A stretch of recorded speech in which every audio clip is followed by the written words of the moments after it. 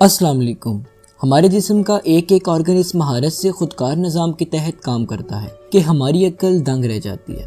ہمارے جسم میں کئی سسٹمز ایک ہی وقت میں کام کرتے ہیں، جن میں سے ایک اہم سسٹم ڈائجسٹو سسٹم بھی ہے، اور آج ہم اسی سسٹم پر بات کریں گے۔ کھانا کھانے سے لے کر اس کے ہضم ہونے تک کے تمام پروسیس کو ڈائجیشن کہتے ہیں۔ آئیے آج آپ کو ہمارے جسم میں ڈائجیشن اور ڈائجسٹو سسٹم کے بارے میں کچھ معلومات فراہم کرتے ہیں۔ ہمارا ڈائجسٹو سسٹم کئی آرگنز اور گلینڈ سے مل کر بنا ہے، جو کھانا کھانے کے بعد اسے ہضم کرنے یعنی ڈائجسٹ کرنے میں ہماری مدد کرتے ہیں۔ ہم جو بھی کھانا کھاتے ہیں، ہمارا جسم اسے باریک ذرات میں تبدیل کر دیتا ہے تاکہ اسے ہضم کرنے میں آسانی ہو اور ویسٹ مٹیریل اخراج بھی کیا جا سکے۔ منہ سے لے کر اخراج تک ہمارے ڈائجسٹو سسٹم کے زیادہ تر آرگنز ایک ٹیوب کی شکل میں ہوتے ہیں، جن میں کھانا سفر کرتے ہوئے ڈائجیشن کے مختلف عمل طے کرتا ہے۔ ہمارے منہ سے لے کر اخراج تک ایک لمبی بل کھاتی ہوئی ٹیوب ہمارے کھانے کو مختلف طرح کے عمل سے گزارتی ہے، جس کے دوران ہمارا کھانا ہضم ہو جاتا ہے اور ویسٹ مٹیریل جسم سے الگ ہو جاتا ہے۔ چند اور آرگنز بھی ہمارے ڈائجسٹو سسٹم کا حصہ ہیں، جو ڈائجیشن کے دوران مختلف طرح کے کیمیکلز کا اخراج کر کے ڈائجیشن کو پورا کرنے میں مدد دیتے ہیں اور اس عمل کو مزید آسان بنا دیتے ہیں۔ ڈائجیشن کا پروسیس منہ سے شروع ہوتا ہے۔ ہم کھانا کھاتے ہوئے اسے منہ میں چبا چبا کر چھوٹے ٹکڑوں میں تبدیل کر دیتے ہیں۔ اس عمل میں ہمارے منہ میں پائے جانے والے تھوک کے گلینڈز ہماری مدد کرتے ہیں۔ تھوک میں شامل اجزاء ہمارے کھانے کو چبانے میں مدد دیتے ہیں اور ہمارا کھانا پہلے سے چھوٹے ٹکڑوں میں تبدیل ہو کر مزید عمل سے گزرنے کے لیے تیار ہو جاتا ہے۔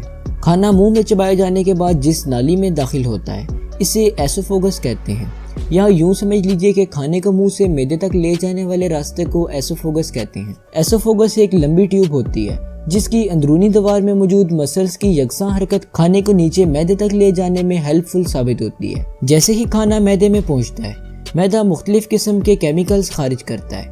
اس میں سب سے تیز کیمیکل کو گیسٹرک ایسڈ کہتے ہیں۔ یہ کیمیکل خوراک کو مزید چھوٹے ذرات میں تبدیل کرنے میں ہماری مدد کرتے ہیں۔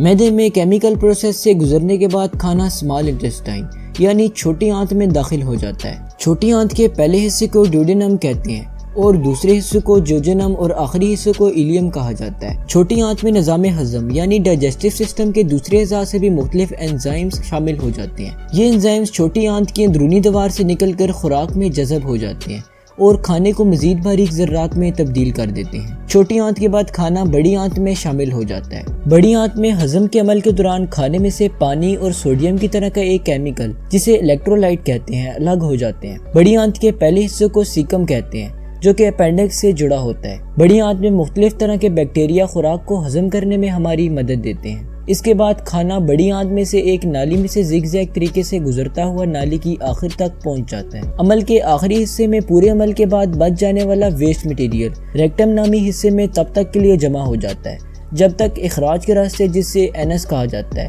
اس کے ذریعے سے جسم سے باہر نہ نکل جائے۔ تو یہ تھا ہمارا ڈائجسٹو سسٹم۔ کیسی لگی آپ کو یہ ویڈیو؟ نیچے کمنٹس کر کے ضرور بتائیے گا۔ شکریہ، اللہ حافظ۔